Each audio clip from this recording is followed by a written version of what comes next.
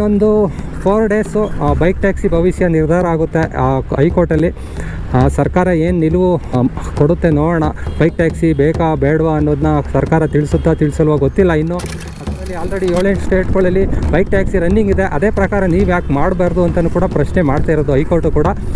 ಮತ್ತು ಇದೇನಾದರೂ ನೀವು ನಿಲುವು ತಗೊಂಡಿಲ್ಲ ಅಂದರೆ ಈ 15ನೇ ತಾರೀಕು ನಾವು ನಿಷೇಧಾಜ್ಞೆ ವಾಪಸ್ ತಗೋಬೇಕಾಗುತ್ತೆ ಅಂತಲೂ ಕೂಡ ಚೀಮಾರಿ ಕೂಡ ಲಾಸ್ಟ್ ಟೈಮ್ ಹಾಕಿದ್ದೆ, ನೋಡಿರ್ಬೋದು. ಅದು ವಿಜಯ ಕರ್ನಾಟಕ ನ್ಯೂಸಲ್ಲಿ ಕೂಡ ಬಂದಿತ್ತು. ನಾನು ಅದು ಬೇಕಾದ್ರೆ ಸ್ಕ್ರೀನ್ಶಾಟು ಕೂಡ ಹಾಕ್ತೀನಿ, ನೋಡ್ಕೊಳ್ಳಿ.